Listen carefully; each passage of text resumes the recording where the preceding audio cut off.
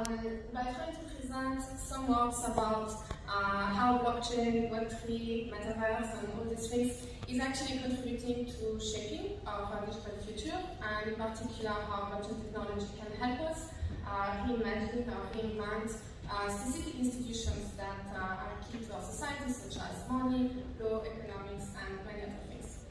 So it all begins in 1999 with Louis Stephenson, that actually was perhaps the first one to envision the possibility of creating an anonymous, decentralized, peer-to-peer cryptocurrencies that will operate independently of any governmental structure. And then 10 years later, we have Satoshi Nakamoto, which maybe has read the Crypto Americans, and actually launched Bitcoin, potentially as a response to the 2008 financial crisis, where we have observed that some of the trusted authorities or financial institutions that we thought could be trusted actually were not necessarily acting in our interest. And so the idea of creating this system, these trusted systems that eliminate the need of trusting the centralized authority, and instead, as long as you trust the underlying technology, as long as you have confidence in the way in which it operates, then we should be fine. And so what it creates is that it opens up a new window for imagination by showing that anyone can potentially create their own magic internet money. And in the space of just a few months and years, we have a kind of an explosion of cryptocurrencies, blockchain tokens that emerge, each one with their own specificity and distinctive features, and kind of like trying to compete with one another for attention in order to increase their value by providing different blockchains with different features, or by providing specific services on top of those blockchains. But of course, those tokens are really useful for speculations. But because of the volatility that comes with them, then there is some issue when we want to use them as an actual unit of account. So stablecoins come about, introducing again some question around the trustlessness of the systems, as we have some stablecoins that actually bank on centralized entities that need to collect fiat currency that can then be redeemed. And so we introduce new trusted actors, but also in the case of algorithmic stablecoin, then we need to trust that somehow the algorithm will be able to cope with any type of market environment. And of course, as we have seen in the last few months, not all stable coins are actually stable. As we've seen with the recent crash of Terra Luna, when there are some market situations that actually destroy the peg, then it becomes very difficult to actually maintain it. And then more important question with regard to the non-algorithmic stablecoin, there is a few issues that are raised about to which extent is there an actual full reserve of the fiat currency that should be redeemable against the stable token. So all these trusted systems that was introduced with cryptocurrency starts to kind of become a little bit more trusted when stablecoin comes about. And then for Chris, we of course have, like in the last few weeks, the FTX saga, which somehow ironically has shown that what happened is exactly what the cryptocurrency like Bitcoin were originally intended to avoid. So in just a matter of a few years, we managed to actually replicate exactly the same system that we thought blockchain technology would solve. And so somehow, something, somewhere, we don't know, something went a little bit wrong. But we don't really have to worry, because blockchain technology does not only give us the possibility to create cryptocurrency, but also to create some complicated system where code is law or law is code, but basically creating our own system of contractual frameworks and potentially property rights. And so we get all these beautiful innovation because we don't really trust CeFi. Then we can innovate and we can create DeFi, which comes with specific properties, mainly providing greater confidence in the fact that no centralized authority can defect or can try to create some kind of frauds and whatnot. And also comes with this permissionless nature and very importantly the composability. So because it is permissionless, anyone can come in and plug themselves onto the system by creating an additional plugin to the overall model, and creates like this very sophisticated system of DeFi. And so everything works well as long as things works well. And so this principle of code is law is actually very powerful in ensuring that we don't really need the law because the code is actually replacing it. But of course, even DeFi doesn't always escape from issues, whether those are like scams, hacks, crashes because of the market. And especially because of the composability, we have this kind of systemic risk that emerge because there is this kind of repercussion on all the value chains. And so all of a sudden, whenever those problems happen, even though we felt that code is low, at some point we don't really want that code is low because actually code doesn't really work as we wish. And what is interesting is that it actually shows that the market environment actually becomes some kind of constitutive element to the way in which we decide to perceive the notion of blockchain property. And as long as the market is good and we're happy with the outcome, then code is low. But as soon as the market is a bit less good and the code actually fails us, then the law should actually prevail over the code. Another quite revolutionary technology that also touched upon the question of property is NFTs, which is mostly used by artists or people issuing collectibles.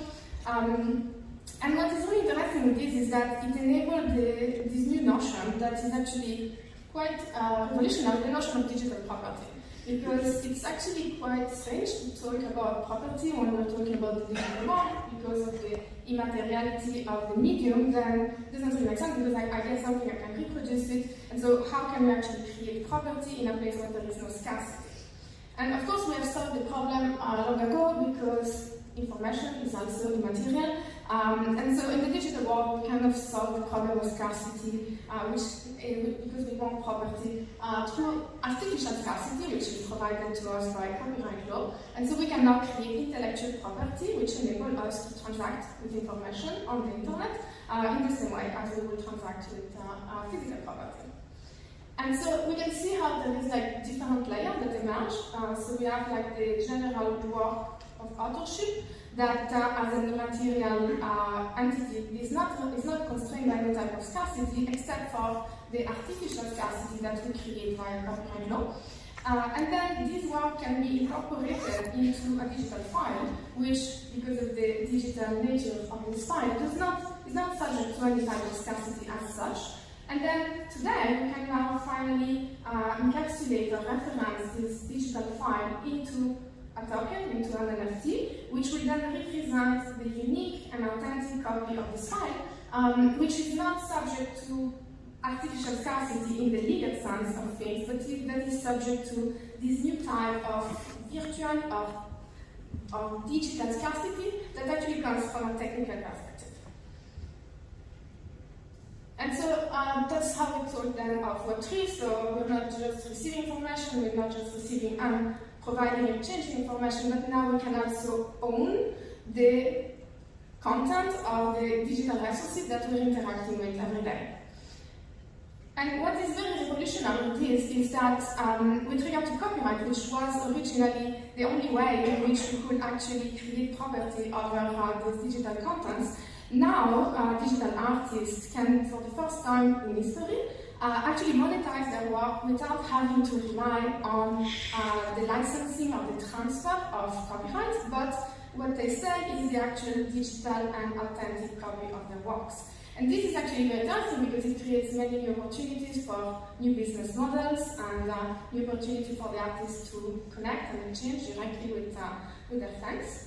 But if we look at the practicality of it, how things are actually being made, we can see that the large majority of the trading of NFTs happen on those centralized marketplaces, which are slightly starting to look very similar to those traditional trusted intermediaries, but also as kind of acting as some form of gatekeepers.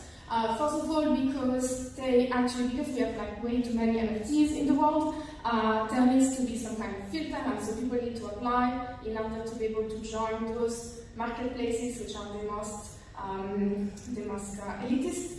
But also the marketplace provides the possibility to choose, by themselves, to choose what are the licensing rights by which the NFT are actually being exchanged, and they also get the possibility to choose whether or not to actually enforce the royalty system that are embedded into those NFTs. And then finally, and perhaps more critically, they also have some kind of censorship power, because even though, of course, no one can censor the NFT as such, because it exists on the blockchain, but because those platforms become like the main way in which people are accessing and visualizing those NFTs, if they choose to actually censor them, then it will drastically decrease the market value of those NFTs, because they cannot be traded in the same way as the others. And so this brings us to this question of to which extent is the technology, are NFTs actually revolutionizing the artwork as it was initially believed. But when we look at how this ecosystem operates, we can see that there is also quite a lot of frauds and scams. There is also a lot of market manipulation, because people are engaging into like pumping and dumping those NFTs in order to actually speculate over them. And so while there is this very amazing opportunity, and this is actually quite a revolution, this concept of digital property, at the same time we see how this is pretty much replicating the same dynamics that the art market has been doing for a long time, and actually exacerbating those dynamics. And also with the advent of new actors like Christie's or Sotheby's that are established in the art world that are now entering the space, you can see how slowly this is actually being co-opted, or control is actually coming into this space also from the traditional art world, with the exception that the people that choose what is valuable and what is not valuable are no longer the traditional intermediary like the art critics or the institution of the art world, but are usually like crypto collectors or crypto investors or crypto billionaires, which obviously have a very peculiar taste, and eventually it appears that the most valuable NFTs are things that perhaps most of the art critics would be quite afraid of. And so once again, maybe something has gone wrong, it's not clear. But we should not worry too much, because one of the key contributions of this notion of digital property is that it actually enables us to design and to implement these metaverse in an open and decentralized and interoperable way, where the interoperability can actually be enforced through the technology. And so we speak a lot about Web3, but we don't speak enough about Web4. Web4 is the next step, and this is when we add to the create, write, and own, we add the space, so the spatial element, which is the metaverse. And that means that all of a sudden we actually can situate ourselves into space, we can actually move from one place to the other, and we can have spatial relationship with other people in the metaverse and with specific assets into the metaverse. And so this means that all of a sudden we are not just like nicknames behind a screen, but we actually can incarnate ourselves into avatars, and those avatars, of course, they can also have a location, but they can also have things. They can own assets, they can dress up, they can hold accessories and so forth. And of course, there is now a very big business that is emerging around propertization and like selling accessories for avatars. And obviously the luxury brands do not miss the opportunity, and we have like brands like Gucci and Balenciaga that are really innovating in this space. This is an interesting anecdote. This Gucci bag, which was sold on Roblox for about 4,000 Robux, which is about $4,000 US dollars. And the same bag, the equivalent of this bag in a physical boutique, was actually sold for like 3,500. So people were actually willing to pay more for the digital version of the bag than for the actual physical version. And so this raises this interesting question of what does it even mean when we're purchasing assets for our avatars, and who actually owns those assets? Is it our avatar, is it us on behalf of the avatar, or is it the centralized metaverse platforms on which this purchase is being done? And the problem is that today the metaverse looks a little bit like this. So depending on your age, this might remind you of not something. But back in the 90s, so when the internet was starting to make its first step into the mainstream, we had companies like American Online, CompuServe, that were providing access to the internet in a very close and proprietary manner, where there was very little communication between the different providers, and therefore, of course, people could not benefit from the permissionless innovation and from all the interoperability that the internet provides today. And so if we look at the landscape of the metaverse today, it's a little bit the same. We have a few large virtual worlds operators that are providing access into the metaverse, but all those virtual worlds are completely disconnected from one another. They do not communicate, and there is no interoperability possible. And so this is where NFTs actually come to the rescue, because they can actually create this type of adversarial interoperability, in the sense that to the extent that the asset does not subsist on the centralized server. So for instance, in the case of the Roblox bag, I bought my bag for $5,000, but because it's on Roblox, the day in which I get bored of playing on Roblox and I want to move to Fortnite, well, I'm out of luck because I need to actually abandon my bag because I cannot transfer it. Whereas where the bag is, if the bag is on an NFT, then it doesn't exist on Roblox itself, but it exists on this decentralized database that is the blockchain. And that means that on the one hand, the operator of the virtual world has no power to actually take it away or seize it or just destroy it because it's not under its own control. But also, it makes it impossible for any operator to prevent another operator from recognizing the same assets because they can just both plug into the same database and they can visualize it at the same time. And so whether they want it or not, the movement of using NFTs as a way of actually selling digital assets is actually creating interoperability, even if it's against the will of the virtual worlds operator. And so there are already a few platforms that are adopting this model. So when we buy things on the Decentraland or Sandbox or CryptoVoxel, all those assets are actually NFT assets. And interestingly though, even though they could actually, because nothing prevented them from being interoperable, none of those platforms have yet created a system of interoperability where they would be recognizing each other's assets in each other's virtual worlds. And this comes to the question of like, why is that the case? And of course the problem is that the business model of most of those metaverses is about real estate speculation. So there is limited pieces of land, and of course people want to buy them and hold on to them so that they can sell it later. And the goal is, of course, the value of this land is because there is traffic, because there is people that are going to come to this land. And so there is obviously an incentive to enclose and to lock in the users so that they cannot escape with all their assets into another virtual world, otherwise, of course, it's harder to actually maintain the traffic. And so this, we can see the irony in some way, where we're actually trying to create virtual worlds that are replicating or simulating the constraints of the physical world.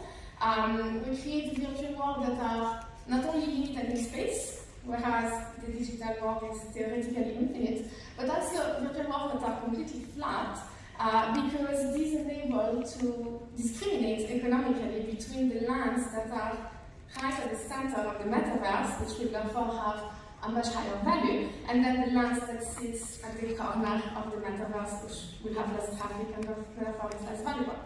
And so again, it seems that somehow on the way something went wrong. We have such incredible opportunity about creating open and interoperable metaverse, and we end up with like flat lands.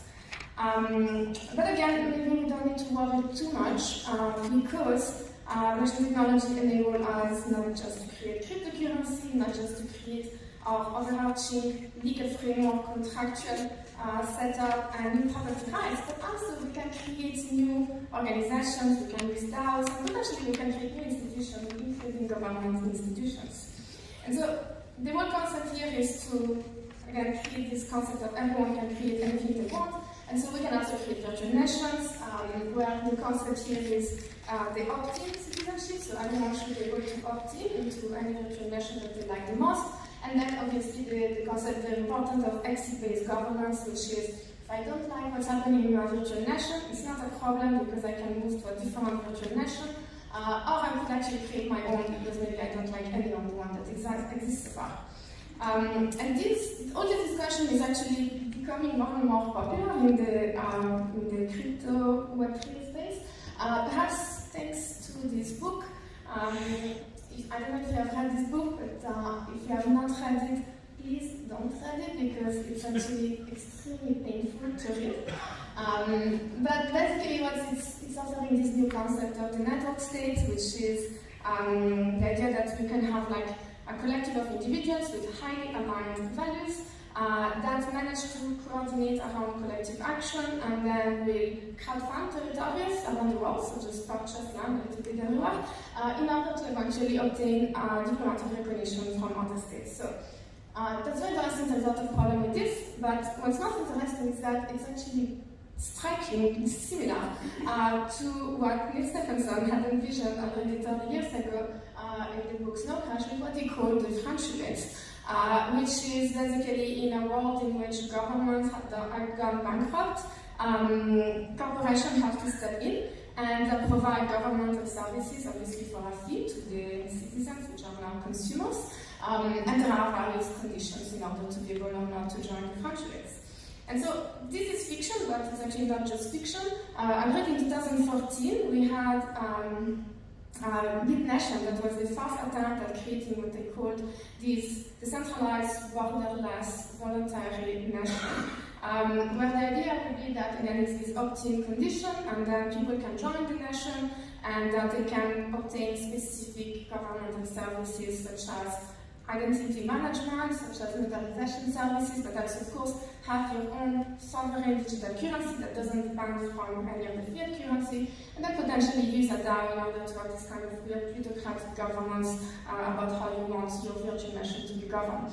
So this project was interesting. It got a little bit of traction, and then kind of got dismissed, perhaps because I think in 2014 no one really understood what they were trying to do.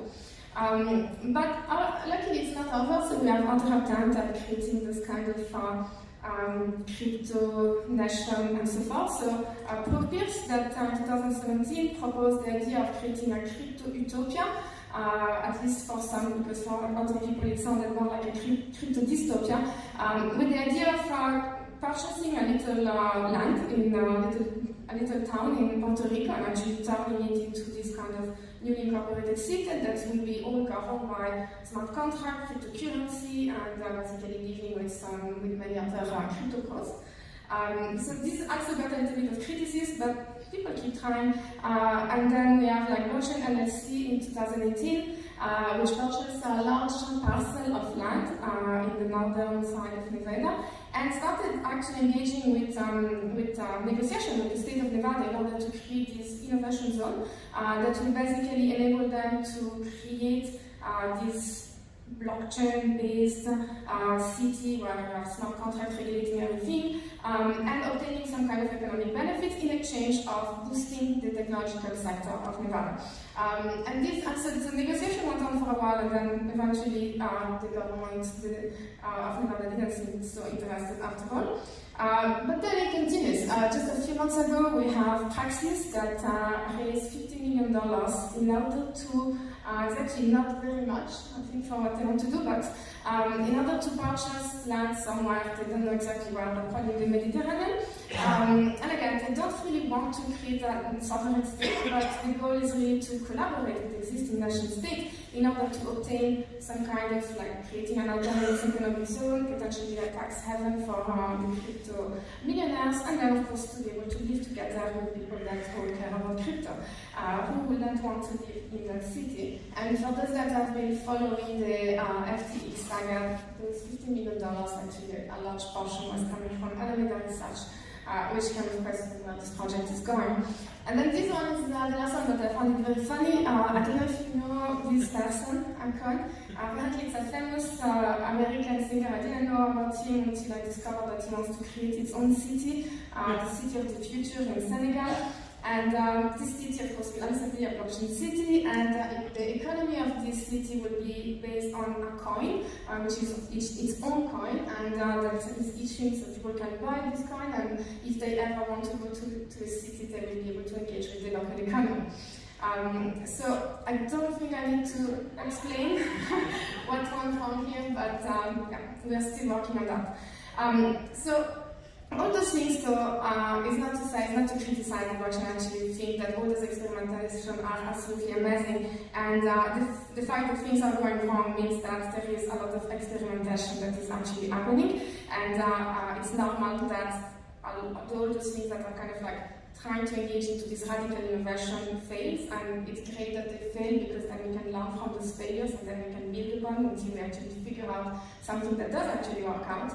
Now, the only problem though is that it seems that if we were to quote Ford, we are kind of using the technology, and are we really using it in order to create new cars, or are we using the technology in order to create faster horses? And this is because as we see those different cycles, it seems that history keeps repeating itself in the sense that blockchain technology provides this new radical innovation, but then at the same time, it gets then instrumentalized by the existing system in order to replicate and potentially even exacerbate itself. And so the question then is like, how can we bring some kind of real innovation into the space? And there is like multiple ways to do this, but there is the possibility of really using it in order to play the same game. It's just that we're identifying new strategy to play the game, and new actors can win because they have those different strategies, but it's still the same dynamics that are just replicating themselves. Or we can actually try to use the technology to change the rule of the game, to actually change the payout structure, and therefore the winners will have to identify new strategies that will enable them to win. And the idea is like, shall we continue to try and innovate in terms of creating more of those market-driven speculative dynamics that we already know, or can we actually try and design a system in which cooperation, as opposed to competition, and abundance, as opposed to digital scarcity, could become a dominant strategy? And to be fair, those things already exist. There's actually a lot of innovation that is happening in this space. Gitcoin, of course, like for like the funding of public infrastructure, but also like we have like those new crypto commons community that are emerging. We have like the decentralized science, regenerative finance. So there is actually a lot of innovation that is happening in this space that is trying to move away from the existing rule of the game and creating new type of payout structure. We have like a lot of experimentation with UBI. Probably many of them will fail, but some of them will at least provide interesting insights so that we can build better ones. And all this ecosystem is actually flourishing, especially because now there is a new population of people that are entering into the blockchain space and that are less interested in the money-making, speculative aspect, but more into the reinventing some of our institutions.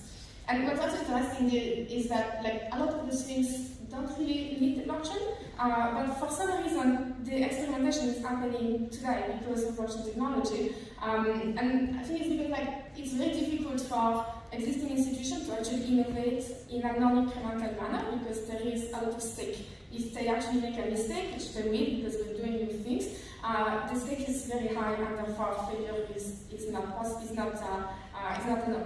option. Whereas with the blockchain system, like, you can just experiment, like most likely you're gonna fail, but the stake is sufficiently high that it's not just a game, but it's also sufficiently low that people can engage in those radical innovations without being afraid and therefore without being stuck into the incremental innovation space. And then just I want to give like a few examples to conclude, to just show like the various initiatives that are trying to really push the boundaries into reinventing the rule of the game, and just by discovering new mechanisms and new protocols within the blockchain system. So Dada, which is one of the collective that we're working on, which is actually working really hard. So it's a collective of artists working really hard in really trying to reinvent the economic systems and enabling external speculative dynamics from the NFT ecosystem to come in, but not to contaminate the internal dynamics and to maintain this very collaborative and sharing dynamics within the collective. So creating like this kind of invisible economy that's separating the two.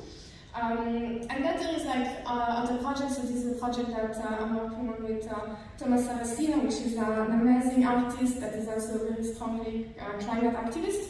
And so we designed this model where by embedding specific values into the protocol of the NFT, you can actually change the incentive system and therefore changing the player structure and somehow modify the activity of people which still want to get to maximize their return on investment, but they have to do different things in order to do that. And so the idea is hijacking the speculative dynamics that exist in the NFT space in order to redirect them into more productive usages, such as preserving the planet. And so here you can imagine if instead of speculating into the usual real estate in a particular metaverse, all the parcels in the metaverse were associated with a particular data coming from an oracle that is associated with the actual vitals of a real physical parcel.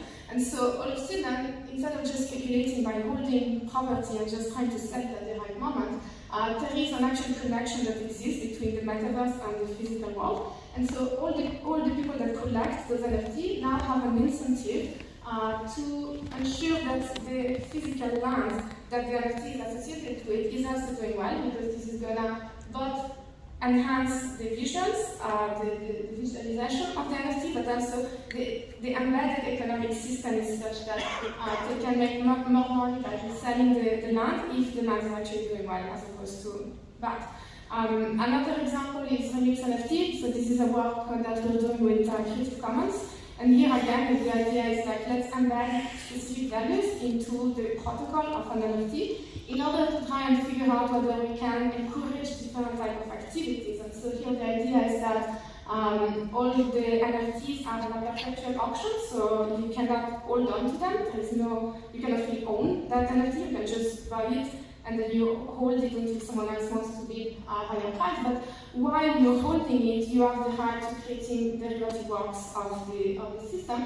And so this creates this kind of like verification engine in which people are trying to buy the NFT for the purpose of remixing it. And the goal is to, the earlier you remix and the better you remix, the more opportunity you have that your remix will become the favorite remix. And so there is this kind of system of like collaboration towards the evolution of a work that no author has actually the possibility to prevent, because they release the copyright in preventing the remixes. And the more you actually get your work gets remixed, the more profit you're going to make. And then finally, this is like a new project. So beyond being a legal scholar, I'm also an artist, and I love to create blockchain-based life forms of many kinds. So this is one new project that I'm doing with some friends, which I'm very attached to. And the idea here is again to show that we can create NFT protocols that are absolutely non-speculative. And so aminals cannot be owned. There is no way of actually, you cannot purchase these NFTs. It's an NFT that exists on the blockchain, and all you can do with the NFT is feed the aminals, or you can cuddle the aminals. There is function, you can interact with those aminals. And of course, every function requires payment of some amount of cryptocurrencies. And the more you feed them, the more you cuddle them, the more the aminals get attached to you. And as they get attached, then you have the right to genetically modify them by proposing new traits. And so you can change the genetic code of the animals that are very close to you. And what happens is that whenever there's all the cryptocurrency that is collected by the animals never gets out, at the exception of when the animals reproduce themselves. And then they donate some of their funds to the kids, and then the kids will redistribute the money to all the people that have contributed to this genetic code. So what's interesting here is that it actually eliminates any possible speculation over those NFT, and instead it creates an economic system by which the animals are using cryptocurrency in order to incentivize people to actually help them in their evolution and trying to become the most fit for their environment. So last slide. Basically, all this is to say that blockchain is a revolutionary technology, and it can radically modify some of our institutions, and yet it is a technology that can go into many different directions, and we can use it, of course, in order to increase the digital scarcity and the speculative dynamics and creating this kind of market-driven governance based on trustless systems, which is actually amazing and super innovative, and I'm very glad this is happening. At the same time, there is another direction that I believe is not sufficiently explored, which is the use of blockchain technology for exploring this more common-based model where we are actually using blockchain to incentivize people to create more digital abundance, and instead of creating this trustless community, we actually want to reinforce the trust within the community. And this is something that is starting now because of this new population of people that are entering into the blockchain, but we're not enough, there is too much focus on this and not enough on this. It's not that one is better than the other, but we actually need as much variety as possible. And this, we already kind of know how it works. This one, I think, is where we will discover a lot of very novel innovations. Thank you.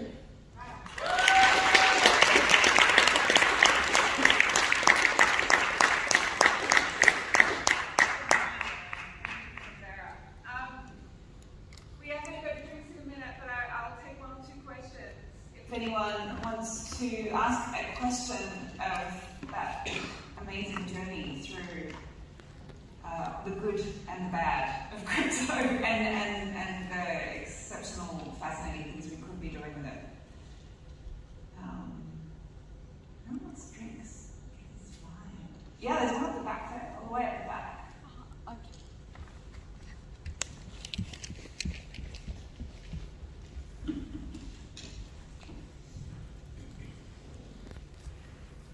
Sorry, just briefly then, I feel like there's a lot of talk around IP NFTs coming in. I was just wondering if you have any thoughts on, was kind of mentioned, reinventing the wheel and stuff like this, but if we bring IP onto an NFT, is it going to be any value, like new creative from that, or is it just maybe just like a harmless idea?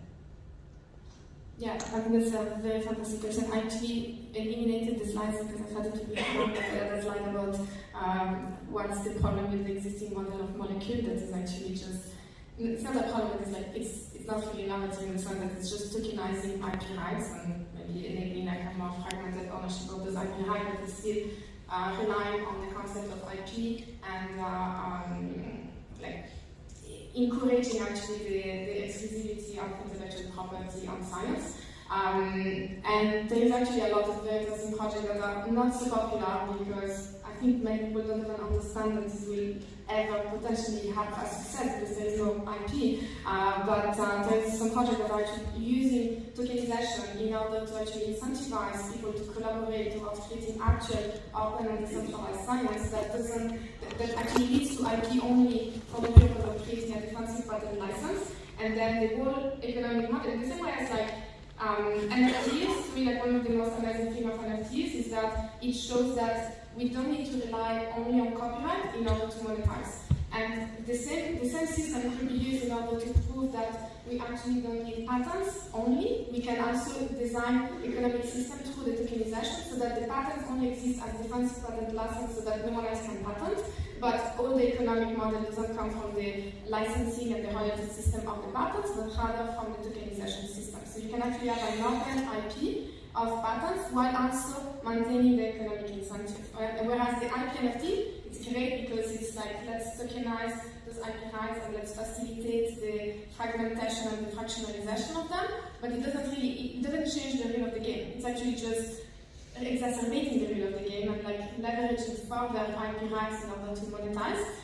Whereas those other systems of design are actually really changing the rule of the game. And of course, it's much more challenging to convince the market that this can work. But for me, this is actually the interesting thing that is worth experimenting with.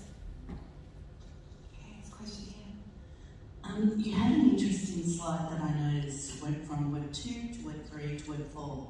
I didn't quite catch what the space component of that Web 4 was. Are you able to elaborate on it? So Web 4 is some terminology. Basically, it's like you add. So Web 1 is you can receive information. Web 2 you can also provide and share and exchange information. Web3 is basically adding the ownership level, so you can own digital assets that in a way that usually you could only own them through licensing. And then Web4 is about the space, it's about the spatiality. So when you think about the metaverse, how do you distinguish the internet from the metaverse? The metaverse usually has some coordinate system. Right, like you have an avatar which can move around. And so all this spatialization is important because one, it enables the existence of the avatar and therefore the accessory of the avatar, but also it means that all students we're not just talking about content. If I have like a picture of a chair, it's just content. If I have an actual chair into a dimensional space, I have a virtual asset, I have virtual property. Right? And that's an important distinction. It's not just the copyright in the chair, it's the virtual asset of the chair which incorporates a copyright. So similar to something like Ready Player One, is that where we're taking that to? Because we talk about the haptic suits and wearables and how does that, like we talk about a lot of different types of innovations. I mean, from what I see, is when you take all the technology, you need that convergence. So what is that what you mean by that space component for Web4? Yeah, so I mean, again, yes, there is a possibility which is not marginal, that the metaverse will start looking more and more like Ready Player One, which is quite a disruptive vision of the metaverse where you're like only centralized operator that controls everything. There is another not marginal possibility that the metaverse will actually evolve into a much more open and decentralized system, and to me this is actually where NFTs are key to this, because as long as the assets do not exist outside of the virtual world operator, then we are stuck into the Ready Player One model. And I'm not saying that the fact that NFTs are coming is going to make us escape from that, but at least it's opening a window or a door in which we might try to escape from that model into a different model. And I love the flat earth visual that you showed there too. Final question. Thanks for the very wonderful talk. So basically, I'd like to ask you to comment on the concept of the proof of ownership versus the enforcement of the ownership rights, right? So basically, you can own an NFT, but obviously, as long as you're relying on Web2, let's say, marketplace, they can kind of interfere with the value or actually, kind of seize the opportunity that it creates for you. But in the real world, the enforcement of ownership rights are basically held by state governments, by international copyright laws. What can be done to, replicate or not replicate, maybe replace the current system with something similar that can enforce the ownership rights? So that can enforce on the blockchain, or? No, the actual use case, basically censorship-resistant ownership rights, right? So it basically prevents. I guess currently the NFTs are live on the blockchain, but they are always handled through Web2 centralized organizations that are kind of held by the applicants, yes, but the marketplaces in themselves they are kind of the same. Yes, I mean it's just a matter of like right now, like those marketplaces are facilitating the trade. The NFT could potentially be traded outside of the marketplace. It's just that there is no decentralized NFT marketplace that really has appeared yet, but there is no, I don't think there's any technical challenge in doing that. It's just that there's probably no demand. But eventually, perhaps like when those centralized platforms start removing royalty, actually censoring content, and in some way like abusing the rights, then that might actually trigger the emergence of decentralized marketplaces for NFTs.